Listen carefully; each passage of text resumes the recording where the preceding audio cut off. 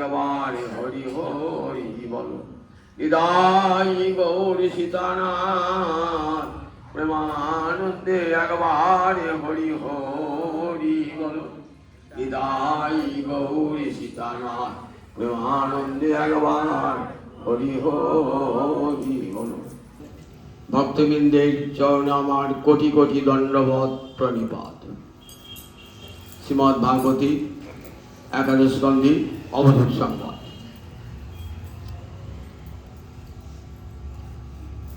যদু মহারাজ অবধূতকে বলছেন যে হে অবধূত, আপনার মন তো সবসময় দেখছি ভগবানই লেগে রয়েছে। আমরা তো ভগবানকে ভজন করি, কিন্তু মনটা কিছুতেই ভগবানে যেতে চায় না।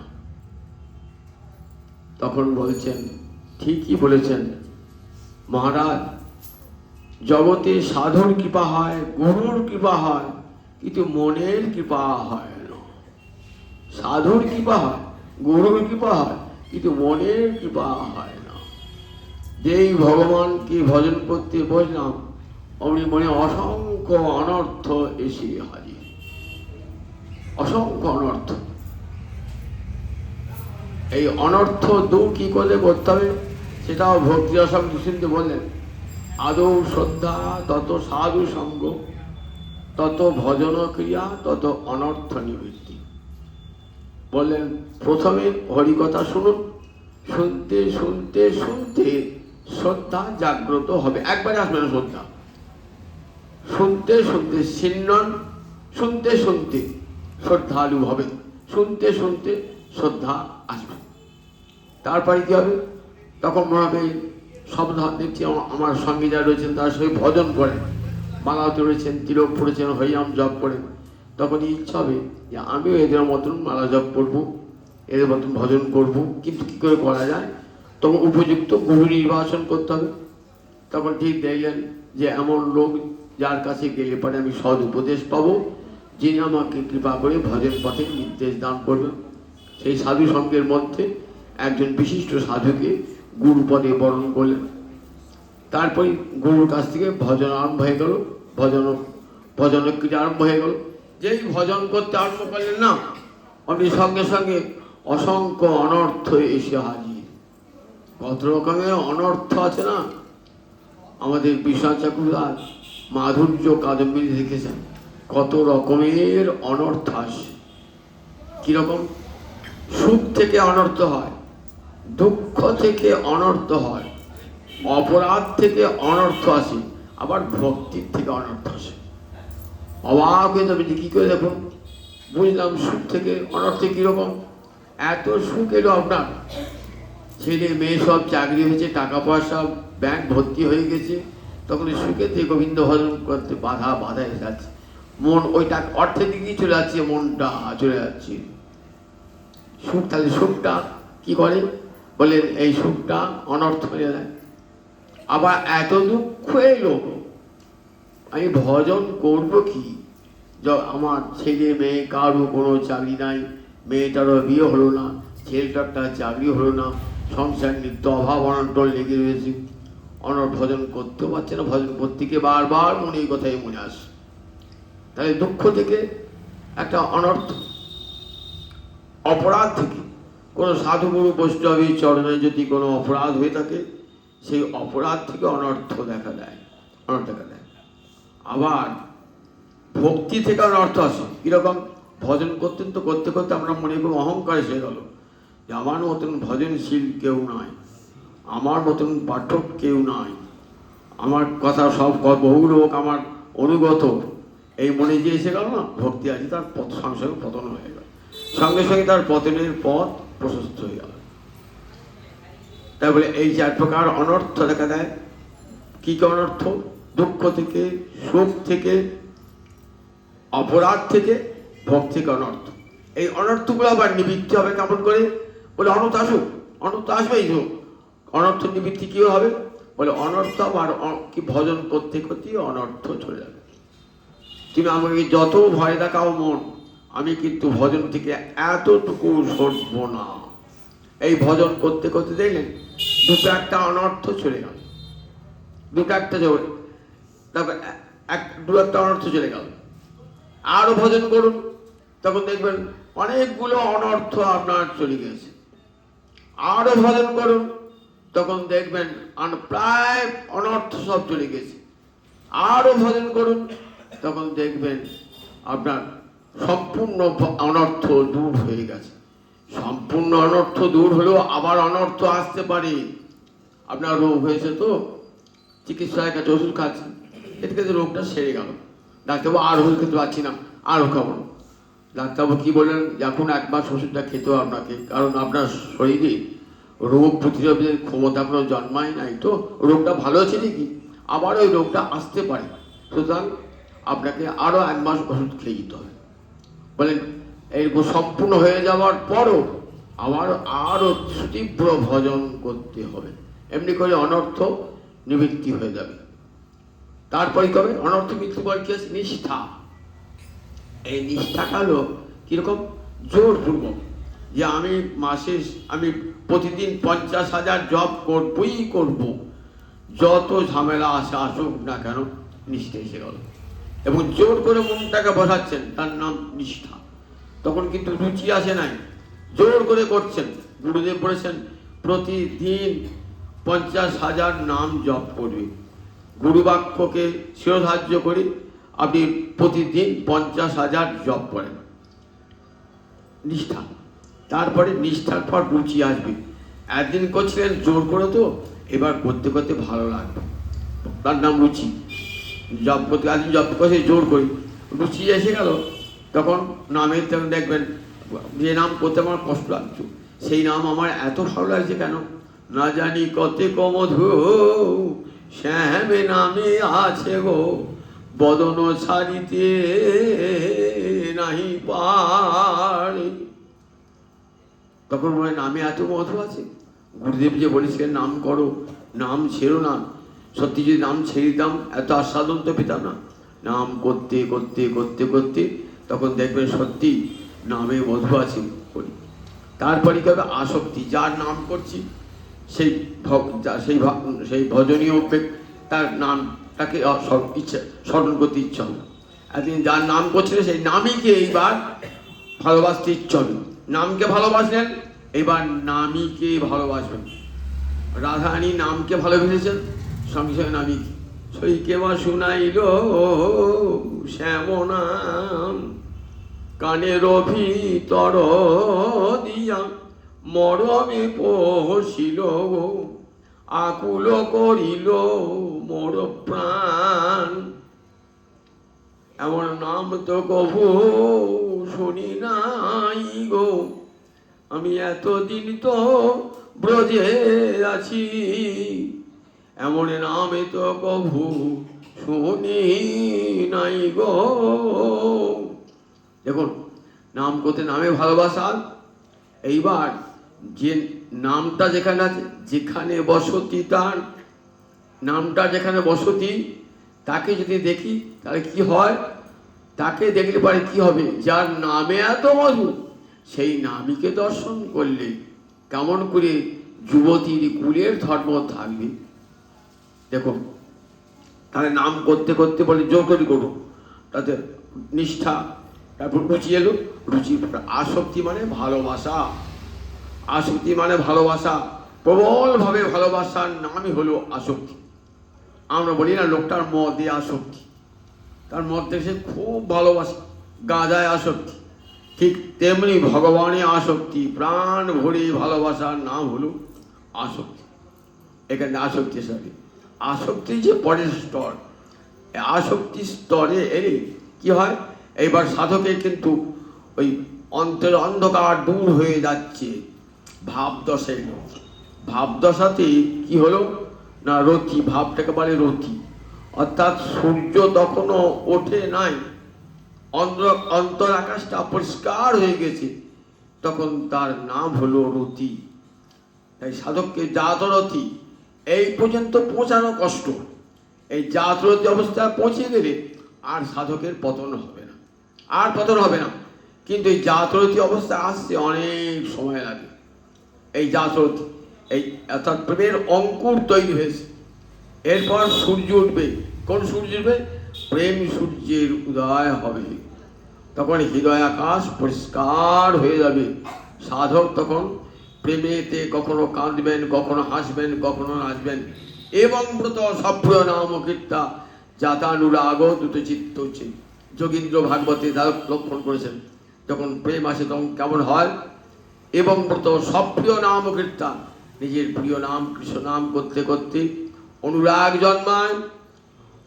এবং ব্রত সপ্রিয় জাতানু রাগ দ্রুত চিত্ত, দ্রুত মানে দ্রবীভূত চিত্র গলে যায়। তখন চোখ দিয়ে জল আসে, টস টস করে জল পড়ে চোখ দিয়ে। ভিতরে গলে গেলে বাইরে চোখ দিয়ে জল বার হবে। উচ্চই হসতি, কখনো গোবিন্দকে দর্শন করে উচ্চস্বরে হাসবেন, কখনো রদিতি, কখনো কৃষ্ণকে দেখতে না পেয়ে ক্রন্দতি। এরকম নানান রকম ভাব বিকার দেখা দেয়।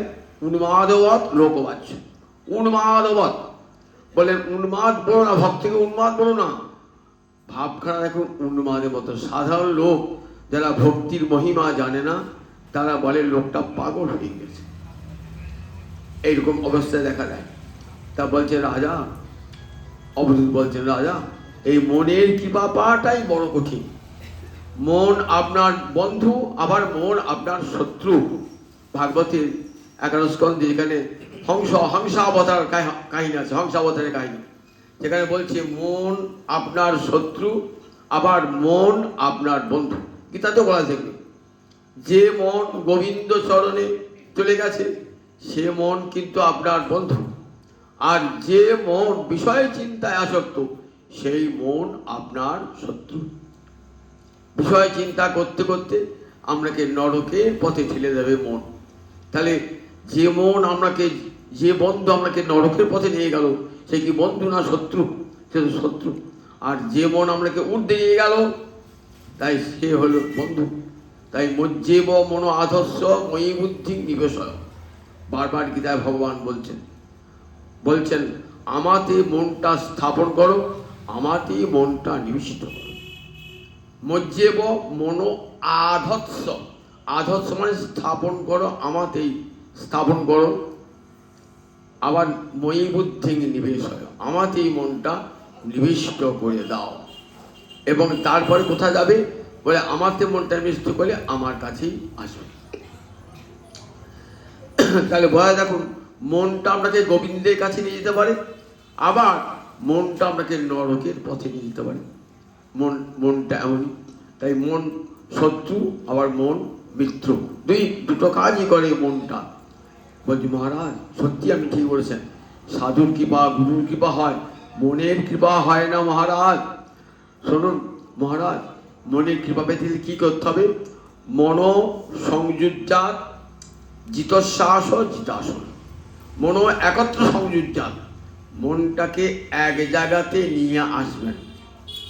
আপনি কত কঠিন কাজ বলুন দেখি। মনটাকে এক জায়গায় একত্র নিয়ে আসবেন।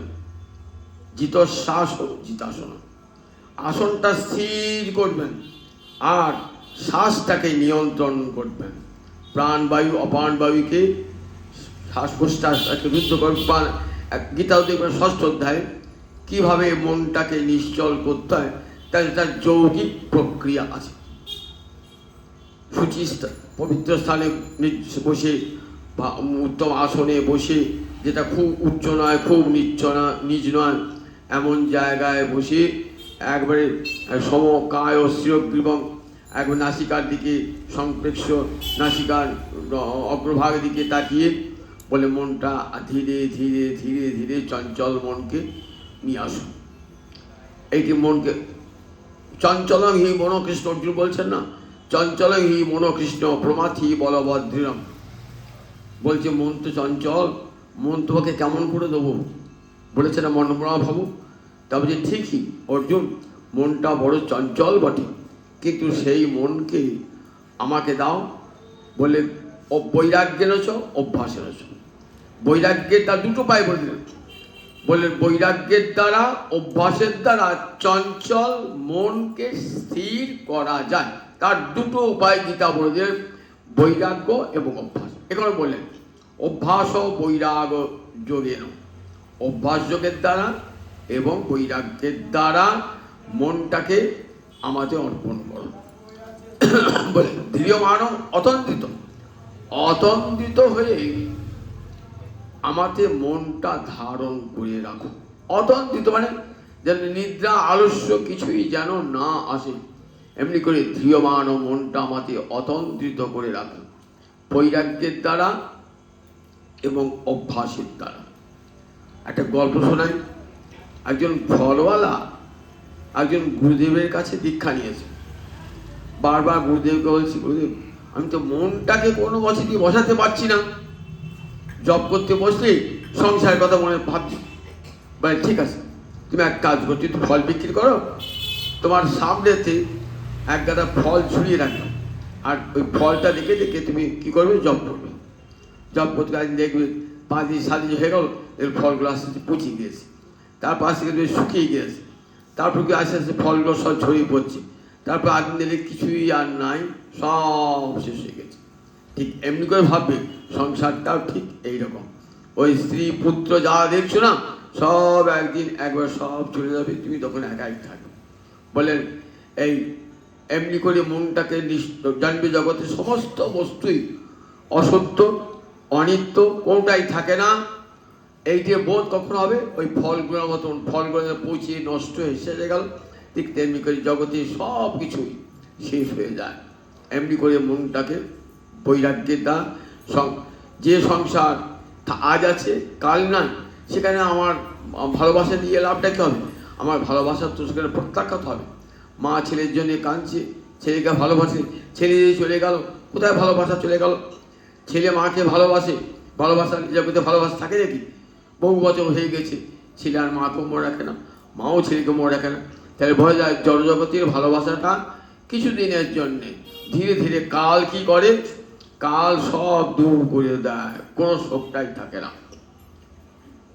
তাই মহারাজ মনটাকে অতন্ত্রিত হয়ে মনটা ভগবানে রাখতে হবে, মন একত্র সংযোজ্জাত, মনটাকে ধীরে ধীরে ভগবানের চরণে নিয়ে আসুন। তার জন্য কি করবেন বলেন জিতশ্বাস ও জিতা, আসনটা ঠিক রাখুন। আসন স্থির রাখা একটা বড় জিনিস। যে আসনে বসে ভজন করছেন না, সে আসনে দীর্ঘক্ষণ বসে থাকা। আমরা বেশিক্ষণ বসে থাকতে পারি না কোনো জায়গাতে, চঞ্চল মন তো কিছুক্ষণ থাকার পর থাকতে পারি না। বলে আসনটা জিতাসন হতে হবে। তারপরে জিতশ্বাস, না পারি দুটো শ্বাস, অপ্রাণ অপান বায়ুকে, মনকে নিয়ন্ত্রণ করবার জন্য প্রাণ অপান বায়ুকে নিয়ন্ত্রণ করুন। এমনি করে ধীরে ধীরে মনকে ভগবানে নিয়ে আসুন। আমরা দেখি ভাগবতে যোগীন্দ্র একটা সুন্দর কথা বলেছেন, যত যৌগিক প্রক্রিয়ার মধ্যে মনকে নিয়ে যাওয়া সবার পক্ষে সম্ভব হয় না। তাহলে কি হয়? সিন্নন সুভদ্রাণী রথাঙ্গ পাণী জন্মানি কর্মাণি লোকে। যোগীন্দ্র বলছেন, প্রথম যোগীন্দ্র, যোগীন্দ্র এসে প্রথম যোগীন্দ্র বলছেন সিন্নন, সিন্নন মানে সব সময় শুনবে। শ্রু ধাতু সত্যি পড়তে মানে সবসময় বর্তমান, প্রতিদিনই। আজ একদিন গোবিন্দ মন্দির শুনলাম, তা বাবা 50 দিন বাদে শুনলাম না, প্রতিদিন শুনবে। যদি না আসতে পারো নিজের বাড়িতে বসে পড়বে, এমনি কিংবা কোনো মহতের মুখে শুনবে। সিন্নন সুভদ্রাণী, সুমঙ্গলজনক। রথাঙ্গ পাণি মানে গোবিন্দ, রথের অঙ্গ যার পানিতে ছিল। যখন কুরুক্ষেত্রের যুদ্ধে রথের চাকাটা নিয়ে বিশ্বের দিকে তেড়ে গিয়েছিল, তাই গোবিন্দ একটা নাম রথাঙ্গ পাণি, রথের অঙ্গ যার পানিতে আছে, হাতে আছে। রথাঙ্গ পাণি সুভদ্রাণী, তার সুন্দর মঙ্গলময় কথাগুলো বলে কি করবেন? প্রথমে শুনুন, তারপরে শোনার পর কি হবে? গায়ন, তারপর কীর্তন করবেন। আগে শুনুন, শুনে জমা করুন, জমার পর খরচ কীর্তন হবে। আগে জমা করতে হয় তো, তবে তো খরচ। টাকা না থাকলে খরচ করতে নেই, আগে টাকা জমাতে হবে, পরে খরচ। বলে ভগবানের কথা শুনুন, শুনতে শুনতে শুনতে জমা হোক, এইবার তারপর কীর্তন করুন।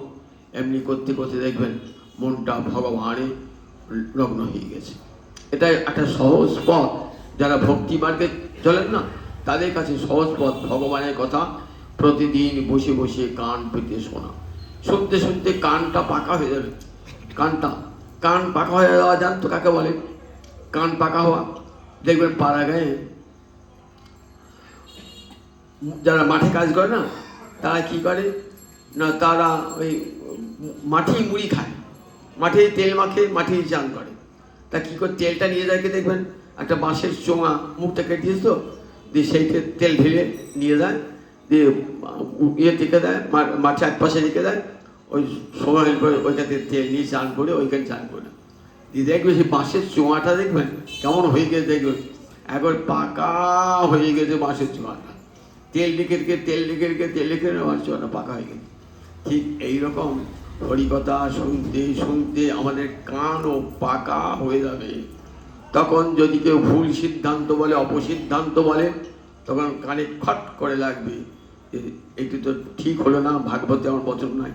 এই কানটি পাকা করতে হবে। সিন্নন সুভদ্রাণী রথাঙ্গ পাণী গায়ন বিলজ্জ বলে লজ্জা শূন্য হয়ে নিরন্তর কীর্তন করুন। করতে করতে দেখবেন মনটা ভগবানে চলে গেছে। যে মনের বিষয়ে ছিল সেই মন আর সেখানে থাকবে না। তার কত শত উদাহরণ।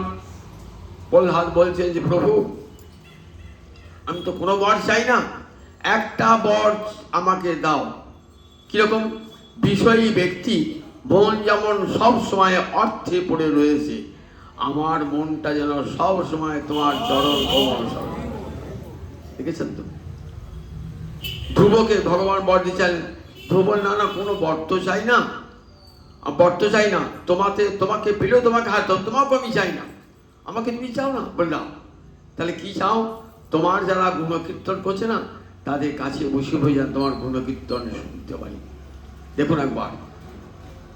তারপরে মহারাজ অম্বরীশ বলছি, প্রভু আমার মনটা যেন সবসময় তোমার দাস্যে থাকে, আমার অন্তরে কামনা যেন সবসময় পরজন্মে আমি যেন তোমার দাস হয়ে থাকতে পারি, মনটা সমস্ত কামনা যেন তোমাতেই থাকে। এমনি করে রাজর্ষি ভরত সকলেই এমনি করে মনটা ভগবানকে দিয়ে দিয়েছেন। ভালোবাসলেই মনটা যায়, ভালো না বাসলে মন যায়। যাকে ভালোবাসেন তার প্রতি মনটা চলে যায়। ঠিক তেমনি ভগবানকে প্রিয়জনকে যেমন ভালোবাসেন, ঠিক তেমনি ভগবানকে প্রিয় বলে ভালোবাসুন। ভগবানকে প্রিয় বলে ভালোবাসা। বেদ মাতা বললেন ভগবানকে আত্মানং প্রিয়ম ইত্যুপাসিত। ভগবানকে ঠাকুর বলে নয়, ভগবান আমার প্রিয়জন। এইটি আমরা দেখতে পাই, বৃন্দাবলীলা দেখতে পাই, কত প্রিয়জন। তিনি আমার পুত্র থেকে প্রিয়, তিনি আমার পিতা থেকে প্রিয়, তিনি আমার পত্নী থেকে প্রিয়, তিনি সকল থেকে প্রিয়। এই বোধটা যখন সাধকের এসে যায়, তিনি একমাত্র প্রিয়তম। তিনি আমার সঙ্গে আজ ছিলেন, আছেন, থাকবেন সব সময়। জগতে সব একদিন চলে যাবে, কিন্তু গোবিন্দ আমার সঙ্গে ছিলেন, আছেন, থাকবেন। এই বোধটা যখন ভাবে, তখন মনটা দেখবেন একমাত্র ভগবানকে ছাড়া আর কাউকে ভালোবাসতে হবে ইচ্ছা হবে না। ভজ হুরে মন শ্রীনন্দ নন্দন অভয় চরণার বিন্দরে। ওরে মন, সবসময় গোবিন্দের অভয় চরণার বিন্দ সবসময় স্মরণ করো। ভজ হুরে মন শ্রীনন্দ নন্দন।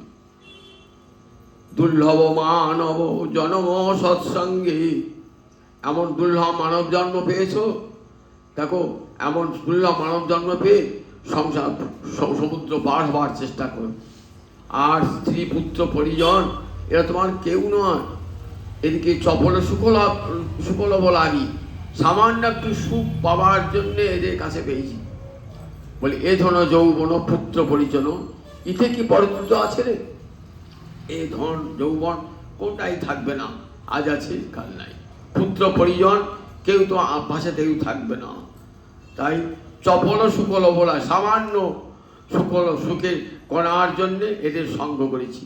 মনে রাখতে হবে কর্মফল ভোগে চলেছে, এরা আমার কেউই নয়, এরা আমার নিজের জনই নয়। আগের জন্ম আমার ছেলে ছিল, বউ ছিল, সব ছিল। এ জন্মে আবার হয়েছে, আবার পরের জন্ম হবে। কত জন্ম আমরা পার হয়ে গেছে, তাদের কথা আমরা মনে রাখি, তাদের কথা মনে রাখি। এর আগের জন্ম তো আমার পুত্র ছিল, পত্নী ছিল, পিতা ছিল, মাতা ছিল, তাদের কথা মনে রেখেছি। আমার এই জন্মের কথা পরের জন্মও থাকবে না। তাই দেখো, পুত্র পরিজনের আসবে, আপন আপন কর্মফল ভোগের জন্যে আসবে। তাহলে দেখো, আবার নিজের যে দেহটা, তাতে ইষ্ট বুদ্ধি করো না। বললেন কেমন? নলিনী দল জল জীবন টনমল ভজহু হরিপদ নিহিতিরে। নলিনী দলে অর্থাৎ পদ্মপাতায় যদি জল থেকে টলমল টলমল করে, এই জীবন আজ আছে কাল নাই, নিঃশ্বাসে নহে বিশ্বাস কদারুদ্ধ ভবিষ্যৎ। আজ কথা বলছেন, কাল আর নাই, কাল শেষ। তাহলে যেটুকু সময় পেয়েছি সেটুকু আমাকে কাজে লাগাতে হবে। যদি বলি না আর এখনো সময় আছে, এখন কে যেন হরিনাম করবো, এখন কেন দীক্ষা নেবো, এখন কেন ভজন করবো। আচ্ছা, তুমি যে 60 বছর বয়স বেশ থাকবে, 80 বছর বয়স বেশ থাকবে, এমন নিশ্চয় থেকে আছে? যে কোনো মুহূর্তে তোমার নিঃশ্বাসে নয় বিশ্বাস, যে কোনো মুহূর্তে তোমার জীবন শেষ হয়ে যেতে পারে। তাই দেখো, ভাবতে হবে, যখন ধর্মাচরণ করবেন কি ভাবতে হবে? তখন ভাবতে হবে যম আমার পিছনে পিছনে আসে। যখন অর্থ উপার্জন করবেন, যখন বিদ্যা উপার্জন করবেন, তখন কি ভাববেন? অজর অমরবৎ প্রাজ্ঞ বিদ্যাম অর্থঞ্চ চিন্তয়েৎ। জ্ঞানীজন অর্থ এবং বিদ্যার ক্ষেত্রে কি ভাববেন? আমি অজর, আমি অমর। কিন্তু ধর্মাচরণের ক্ষেত্রে গৃহীত ইব কেশেষু মৃত্যুনা ধর্মম আচরেৎ। মৃত্যুনা যম আমার চুল ধরে টানছি, যে কোনো মুহূর্তেই আমার শেষ, আমি শেষ হয়ে যাবো। যম আমার পিছনে পিছনে আসছে। চালের বস্তা লাট করা আছে আমার ঘরেতে, অনেক চাল কিনে গেছে, বর্ষাকালে চালের দর বেরিয়ে যায় বলে রেখে দিয়েছে, তো ঘরে এক গাদা ইঁদুর জুটেছে। এইবার এই দুই চালটা খেলুক একটা, ভাবছি কালকে খাবো ওই চালটা, আজকে এই বস্তার চালটা না ভালো, ওই বস্তার চালটা খাবো। পিছনে যে বিড়াল আসছে সেই তার জ্ঞান নাই, খাবি কি আজকে শেষ হয়ে গেল, পরদিন আর ওই চালের বস্তা সে খেতে পারবে। তাহলে আমাদের ঠিক সেই অবস্থায়, যে কোনো মধ্যে যন্ত্র পিছনে পিছনে আসছি, যে কোনো মুহূর্তেই শেষ হয়ে যাবো। তাই এটি সবসময় ভজ হরিপদ নীতি নেই, সবসময় হরি ভগবান শ্রীহরিকে স্মরণ করো। তাই আমাকে জানো এই শিক্ষাটা কোথায় পেলাম? মনটাকে একাগ্র শিক্ষা কার কাছে পেলাম? বলেন একজন সরকার, সরকৃত। স্বর মানে বান, বান যখন তৈরি করে দেখবেন, আগের তীর ধনী ছিল তো, তীর, বান মানে তীর, সেই তীরটার ফলাটা তৈরি করতে এমনভাবে, আর ওই সুদা করতে হবে যেন তীরটা বেরিয়ে যায় একবারে গিয়ে শত্রুপক্ষে গায়ে লাগে। তা সেটা যদি কী করতে হয়, তার জন্য কিন্তু অনেক কসরত করতে হয়। সব ওই মুখটা ঘষে ঘষে ঘষে ঘষে ঘষে ঘষে একবার সরু করতে হয়, আবার বড় তীরটাকে সোজা করতে হয়। তা বলছি এই শিক্ষাটা মহারাজ যে আমি পেলাম কোথায় জানেন? যে মনটাকে কেমন করে ভগবানের রাখবে। আমি একদিন বসে দেখছি একটা লোক কি করছে, বান তৈরি করছে, যেমন মনোযোগ সহকারে বান তৈরি করছে। আমি তো বসে আছি, আমাকে দেখতেই পেলো না। আবার দেখছি রাজা যাচ্ছে তার পাশ দিয়ে, ঈশৌ গতাত্মা ন বিভেদ পার্শ্বে। ঈশৌ গতাত্মা, ঈশু মানে বান, ঈশৌ গতাত্মা ন বিভেদ পার্শ্বে। পাশে যে রাজা যাচ্ছে, ঢাক ঢোল বাজাতে বাজাতে বাজনা বাজিয়ে যাচ্ছে, তাহলে বাজনা বাজাতে কী হয়? আমরা ডিস্টার্ব ফিল করি যে বাবা এই কাজটা আমার করতে দিচ্ছে না, কিন্তু সে আপন মনেই কাজটা করে আছে। পাশ দিয়ে নিপতিং পর্যন্তম, রাজা চলে গেল পাশ দিয়ে বাজনা বাজিয়ে, তার খেয়ালই হলো, তাকে জিজ্ঞেস করছে রাজা গেল দেখেছো? কখন গেল রাজা? রাজা বাজনা বাজনা দেখেছো? কখন? বাজনা শুনি নাই তো। তাহলে কানটাও দিয়ে বাজনা শোনে নাই, রাজাকেও সে দেখেন নাই, সে শটটা তৈরি করছে আর অবধূত লক্ষ্য করছে। অবধূত ভাবছে আমাকেও দেখতে পেয়েছি না, রাজা গেল ঢাক ঢোল পিটিয়ে, সেটাও লোকটা দেখতে পেল না, আবার কানের বাজার শব্দটাও কানে গেল না। কতখানি মনটা দিয়ে অতন্ত্রিত হয়ে ওই বানটা সে তৈরি করছে। আমি মনে মনে প্রণামকে বললাম, ওই সরকার তুমি আমার আজ থেকে গুরু। দেখো তোমার এই নিষ্ঠার জন্য, মনটা নিষ্ঠার জন্য তুমি কি পেলে? নিষ্ঠার জন্য তোমার কাজটা কেমন সুন্দর করে হলো। ঠিক তেমনি হবে যদি ভগবত ভজন করি, তাহলে ওই ঈশ্বর, ওই সরকারের মতো মনটা গোবিন্দ চরণে লগ্ন করতে হয়। তাই সরকার আমার একটা গুরু। আমি ভজন পথে একটা শিক্ষা পেয়ে গেলাম যে সরকৃতের মতন মনটা সব সময় দিতে হবে। যেমন অর্জুন একটা নাম ছিল গুড়াকেশ। রাত্রিকালে বসে বসে কি করতেন? কেমন করে বান ছুটতে হবে তার সাধনা করতেন। সে ওর নাম ছিল গুড়াকেশ। গুড়াক মানে, গুড়াকা মানে নিদ্রা, নিদ্রাকে জয় করেছিলেন। নিদ্রাকে পরিচয় করেছিলেন। রাতে ঘুমোতেন না, রাতে জেগে জেগে কেমন করতে 2 হাতে তীর চালাতে হবে শিখতেন। এইরকম অতন্ত্রিত হয়ে ভগবানের মনটাকে, ঠিক যেমন সরকার যেমন স্বর তৈরি করছেন তেমনি। মহারাজ, একটা সাপ আমার গুরু। বলি, সাপ তোমার গুরু? বলে, হ্যাঁ মহারাজ, একটা সাপ আমার গুরু। আমি একদিন বনে বসে আছি, আমি তো অবধূত, আমার ঘরও নাই, বাড়ি নাই, কিছুই নাই, এখানে সেখানে ঘুরে বেড়াই। একদিন গাছতলায়, একদিন ছাঁচতলায়, আমি ফুটপাতে শুয়ে থাকি, কারো বাড়ি বারান্দায় শুয়ে থাকি, কারো বাড়ি উঠোনে শুয়ে থাকি, আমি তো অবধূত। তা মহারাজ, একটা বনেতেই পড়ে আছি, বনের পাশে দেখছি একটা সাপ 60 পাট হয়ে লম্বা হয়ে শুয়ে রয়েছে। সাপটা কেউ সঙ্গী নাই, কিন্তু সাপটা কোনো সঙ্গী নাই, সাপটা রয়েছে। আমি ভাবছি সাপটা তো কোনো চেষ্টাও করছে না। একদিন হলো, 2 দিন, আমি কিন্তু বনেতেই আছি, আমার স্থির আসন তো, আসন টলে না, ওইখানে এক জায়গাতেই বসে ভগবানের নাম করছি। পাশে দেখছি সাপটা রয়েছে। তা সাপটা, আমি ভাবছি সাপটা খায় কী করে, বেঁচে আছে কী করে, কিছু তো নাই। 3 দিন আমি উপবাসে আছি, ও তো 3 দিন উপবাসে আছে। 3 দিন দেখলাম একটা হরিণ চড়তে চড়তে এলো, চড়তে এলো, ঠিক দিলাম সাপটা নিঃশ্বাসের দ্বারা হরিণটাকে টেনে এলো, টেনে নিয়ে মুখে ফুললো। আমি বল, বাহ সাপ, তুমি আমার আজ গুরু হয়ে গেলে। জীব সৃষ্টি করেছেন যিনি, আহার দেবেন তিনি। যদি এই বিশ্বাস থাকে, অনন্যাস চিন্তন্ত মাং যেজনা পর্যুপাসতে তেষাং নিত্যাভিযুক্তানাম যোগক্ষেমং বহাম্য। এই শিক্ষাটা সাপ আমাকে, শুধু তাই না, আবার সাপ দেখলাম, সাপ কোনো বাড়িঘর তৈরি করে না, সে কী করে, পরকৃত বেশম, বেশ মানে গৃহ, পরকৃত ঘরে থাকে, পরের গর্তে, অর্থাৎ ইন্দ্রিয়ের গর্তে সে বাস করে। সাপের কোনো নিজস্ব ঘর নাই, কিন্তু দেখবেন সাপটা কী করে, ইন্দ্রিয়ের গর্তে ঢুকে পড়ে, নিজেদের কোনো বাস। দেখেন বৃষ্টি পড়তে পড়তে সাপটা কী করলো, বৃষ্টি ভিজে বলে ইন্দ্রিয় গর্তে ঢুকে পড়লো। আমরা, বাহ, তোমার তো তাহলে কোনো দায় নাই, একটা বাড়ি তৈরি করলে, বাড়িতে করে যদি চটা ছেড়ে পড়ে, মিস্ত্রিটা করি, অমুক করে, আপনি খড়ের হয়, খড় ছাওয়া ওড়ে, কত আবার বাড়িটা করবার সময় কত লোকের সঙ্গে ঝামেলা ঝঞ্ঝাট, এতখানি ছাড়তে হবে, ততখানি ছাড়তে হবে, কত, তোমার তো সব কোনো ঝামেলাই নাই, তুমি একটা অপরের গর্তে ঢুকে বললে, বাস বেশ আরামসে জীবনটা কাটিয়ে দিলে। আমি করি, এটা শিক্ষা দিয়ে গেল। এক হচ্ছে আরি অনিকেত, ভক্ত অনিকেত, দেখবেন গীতার 12 অধ্যায়, ঠিক আছে, অনিকেত স্থিরমতি ভক্তিমান মে প্রিয় নর। আমার ভক্ত অনিকেত, অনিকেত মানে কি, নিকেত মানে বাসগৃহ, যার বাসগৃহ নাই তাকে বলে অনিকেত। আমার ভক্তের বাসগৃহ নাই, তাহলে বাসগৃহ ভক্তে থাকবে না? এটা টিকা করতে ট্যাগার বলেছেন যে না গো, অনিকেত মানে হচ্ছে যে গৃহ আছে কিন্তু আসক্তি নাই গৃহেতে, আসক্তি নাই। বলে সংস্কৃতে এই নং অর্থটা 2 প্রকারে ব্যবহৃত হয়, একটি প্রসজ্য প্রতিষেধ আর একটি পর্যুদাস। বলেন প্রসজ্য প্রতিষেধটা কখন হয়, ক্রিয়ার সঙ্গে যখন অন্বিত হয়, যেমন রাত্রেও ন দধি ভুঞ্জিত, রাত্রে দধি খাবে না, ভুঞ্জিত ওই ক্রিয়ার সঙ্গে 9টা যোগ আছে, তাহলে কখনোই খাবে না।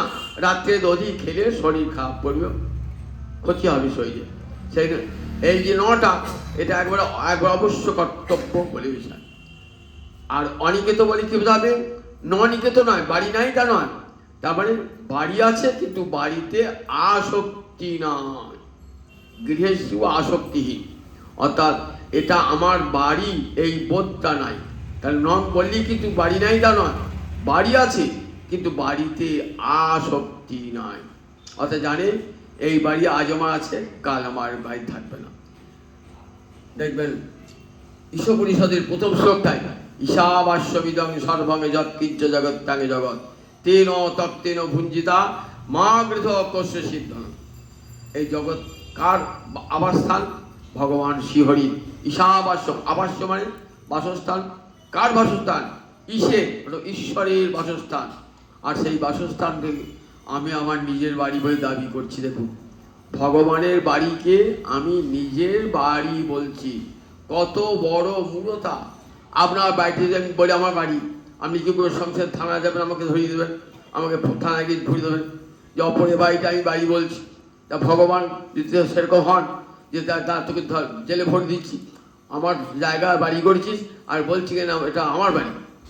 ভগবান এই জায়গা তো গোবিন্দেরই, বিশ্ব তো গোবিন্দের, সেই গোবিন্দের জায়গায় বাস করছি, ভগবানের বাড়ি, সুতরাং আমাদের বাড়ি তো নয়।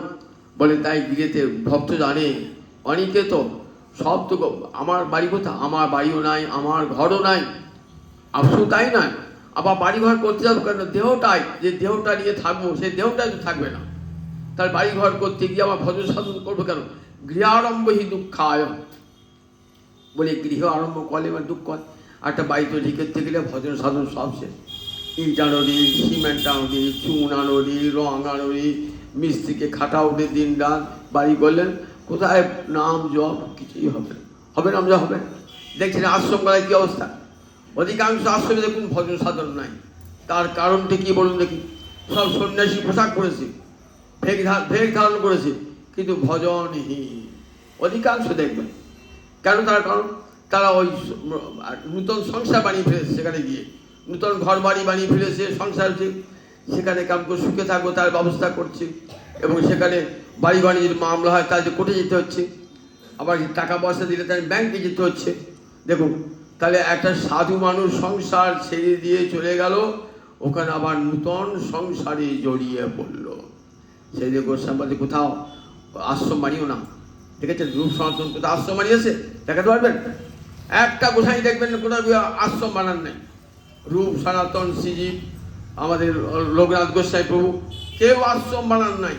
এক এক বৃক্ষের তলে এক এক রাত্রি শয়ন, আজ এই গাছতলায় কাল সেই গাছতলায়। কেন? এক গাছতলাতে থাকতে না কেন?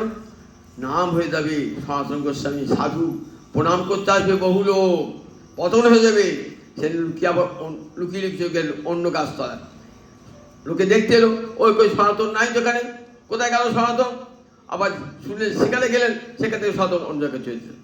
এমনি করে এক এক বৃক্ষের তলে এক এক রাত্রি স্বয়ং। কোথাও আইকন বৃন্দাবনে গিয়ে যে সনাতনের মন্দির দেখেন, সনাতন তৈরি করেছিলেন? সনাতন তৈরি করেন নাই, পরবর্তীকাল তার শিষ্য তৈরি করেছেন। সনাতন গাছায় থাকতেন, রূপ ও গাছতলায় থাকছেন। ওই যে গোবিন্দ বিগ্রহ দেখেন, গোবিন্দ মন্দির, রূপ গোস্বামী সেবিত বিগ্রহ, কিন্তু হয়তো বিল্ডিং ছিল নাকি?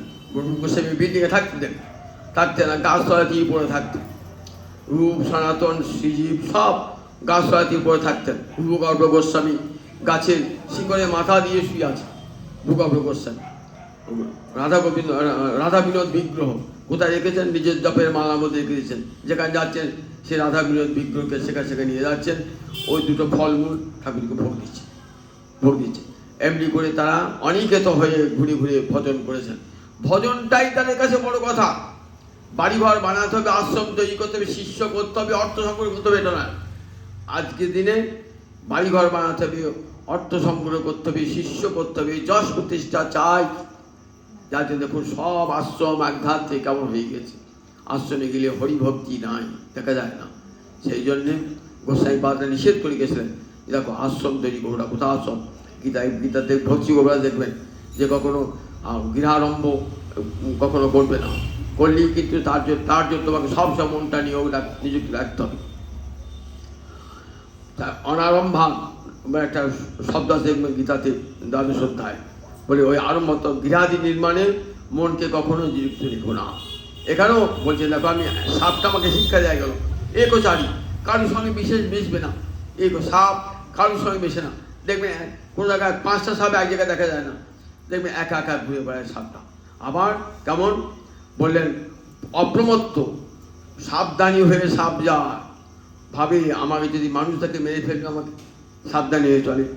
শব্দ বন্ধ করে না, শব্দ শুনে যদি কেউ কাছে আসে, সাপটা আমাকে শিক্ষা দিয়ে গেল যদি কৃষ্ণ ভজন করতে হয়, এরকম একচারী হয়ে কৃষ্ণ ভজন করবি। কারণ জনসংসর্গটা কী করে? পতনের কারণ। বেশি লোকের সঙ্গে মেলামেশা করলেই কী হয়? সেটি পতনের পথ প্রশস্ত করে দেয়।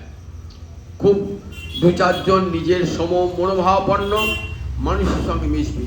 তাই আমাকে সাপটা শিক্ষা দিয়ে গেল, ঘর বাড়ি করো না, পরের বাড়িতে থাকবে সেখানে থাকবে, আহারের চেষ্টা করো না। আপনি দেখে আহার তুমি যে ভজন করো, ভগবান তোমাকে ঠিক আহার লোক পাঠিয়ে দেবেন। মাধবেন্দ্রপুরী বৃন্দাবনে ভজন করে বেড়াচ্ছেন, কাউকে কিছু চেয়েছেন? চান নাই, গোবিন্দ এসে দুধ দিয়ে গেলেন, ঘটি করে দুধ দিয়ে গেলেন। এমনি করে গীতায় বা গীতা বাক্য তো মিথ্যা হয় না।